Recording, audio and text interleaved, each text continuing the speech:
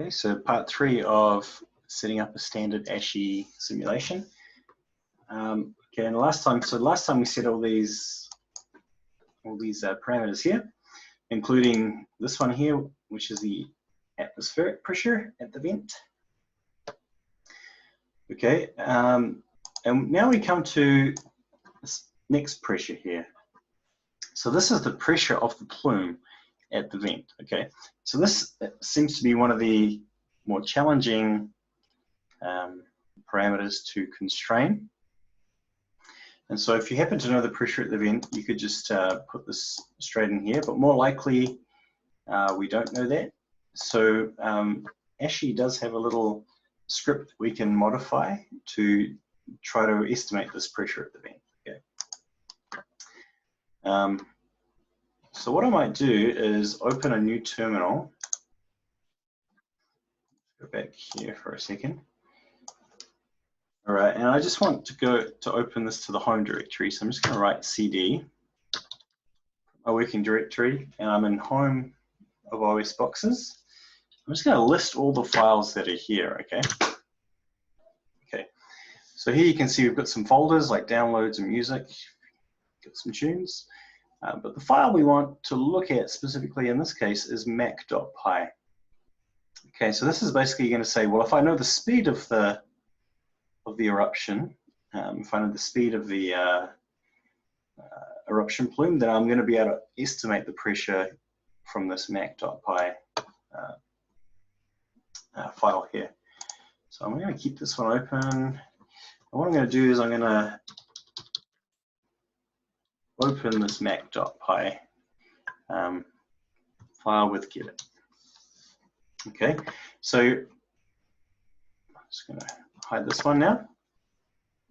So I've got mac.py and my set.py, which is where I was setting all these parameters. So I need to copy the same parameters that I'm using in set.py. For example, my mass flow rate 1 times 10 to the 8. I need to copy those into my mac.py file. So Q was 1 times 10 to the 8. TI, the temperature was 1200. We had 5% of water. The coarse, I think we had 25% coarse particles. 75% fine phase by mass. Air was, of course, 1 minus all those things. Let's just double check these. RA 287, good. 462 for RW, 462, 717 for air, CV air.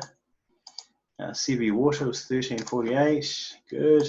CVS was at 1100, I don't think we changed that, good. My densities were 2300 and 2700, 2300 and 2700. Not sure why this is times 10 to the 10. I think that might be a mistake. So let's just change that times 1. Atmospheric pressure, I think we didn't change that. 10, 13, 25. 10, 13, 25. Okay, good. And so these are just the things that we don't need to change. These are basically just calculations to calculate the pressure from. So if we now go back to our terminal and we press Control-C to close that file, we can now run that file. We can now, I'm in the wrong one here. We can now run our mac.py. So we're just going to write mac.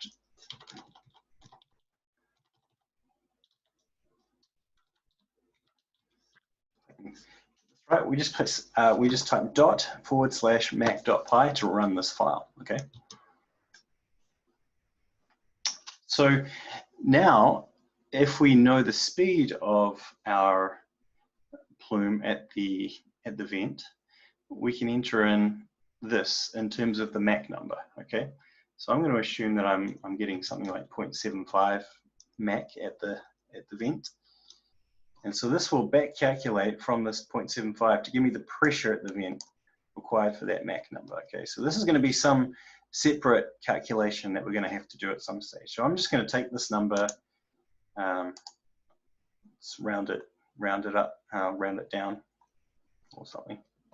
Maybe I'll round it up, 80.725. I'll reopen my file, which I shouldn't have closed here.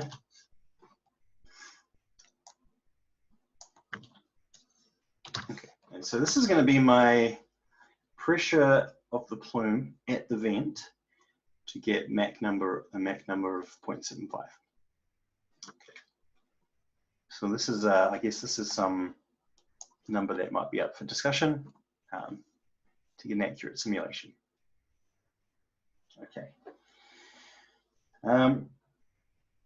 This file here, the mesh radius. So this is basically the radius of our domain. Okay, so if we wanted a 60 kilometer domain, then our mesh radius would be 30 times 10 to the 3. Yeah, so this is probably about right for the simulation here. The point is we want this radius to be larger than our eruption because we don't, if the eruption cloud leaves and leaves our domain size, then we lose the information about that, those particles. Similarly, the mesh height, this is the height from the ground up into the atmosphere. We want to make sure this is larger than our expected plume height. Okay, so I might just change that to 35. So you don't want to have this, you don't really want the plume to come anywhere near the top of this mesh because then we might have some problems with boundary conditions at the top surface. So I'm just going to leave this, I want to change it, leave that as 30, the radius is 30, and the mesh height to be 35, just to be safe. Okay. The next two lines we probably don't need to touch at the moment. These are basically just adjusting the, let's just say, the shape of the mesh, which we can look at later. Once we've run a simulation, we can look at what the mesh looks like. For now, I'm just going to leave this as is. And similarly, the next 4 lines, these are also things that control what the mesh looks like. And so again, I think for now, we don't really need to do anything here. Okay, especially as we're not using this Cartesian mesh, we're using this square mesh, so we don't need to worry about these two at all. Now, the next parameter that is important though is NP. So this is asking us how many number of cells in the plume region for our square mesh. Okay. So again, I think we can just leave that one default for now. We don't need to worry about this PB as full time for now either. Yeah, if I'm correct, I think that might be everything else we need to change, because everything else is just calculations. Okay. Yes. Okay. So everything else is just calculations, so we can just leave everything else as it is. All right, so what we're going to do is we want to make sure we save that file using Control S, and then we can close that file. Okay. Control S and close. Great. Okay, close this terminal here. All right, so now we've set up a simulation, all the parameters in this set.py file. So we'll go to step 4. Okay. So step 4 is setting the case, including the numerical schemes that we're going to use. So, well, let's just remember print working directory. We're still in this folder set scenarios.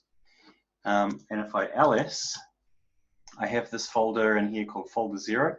So I want to change directory into this folder 0 now. Okay, so I'm in folder 0. And if I ls inside folder 0, I can see I've got a lot of files that I can choose to open here. The first one I'm going to look at is this case setting file. So I'm going to case setting. I'm going to get it case setting, which is going to open up this file here. And you can see at the moment that we have a lot of empty values for things like mean velocity of the inlet, radius R0. So a lot of these things are going to be filled in. These are going to be filled in as we run the simulation. Okay, and this will be filled in from the previous file there, the parameters that we chose in the previous file. So there are only a few things that we need to look at here. Okay, and as I go down, the first thing I need to look at is the atmosphere type. Okay, so in ASHEE, there are various types of atmosphere. The first one is the barotropic atmosphere. So this is the simplest one because in this case, the pressure profile is calculated for you using a barotropic assumption. So you can look up what that barotropic assumption means. The second type is meteo. So this is where we can actually set the pressure as a function of height in a file manually. Okay, so we can talk about that one when we need to, but for now I'm just going to leave this pressure atmosphere, the atmosphere as being barotropic.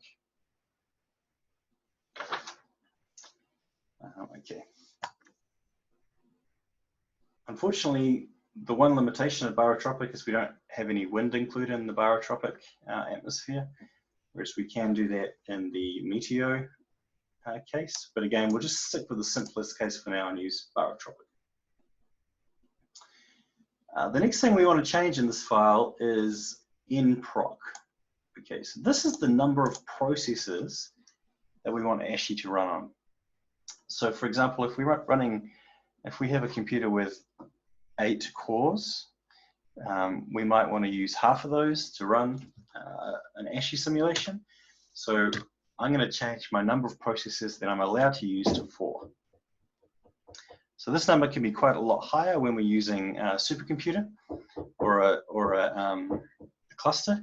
But for now, I'm running on a standard desktop, so I'm just going to use 4. Okay, I think that is all we need to change. We just need to make sure that SCM is equal to linear because everything we're doing is in 3 dimensions. All these other parameters we don't really need to change. We don't really need to change anything else here. These things adding in probes, again, I think we're going to skip that for now because we can do everything that we need to using the post-processing. So what I'm going to do is just make sure I save this. The only thing I've really changed is the number of processes. So I'm going to save this, Control S, and then close this case settings.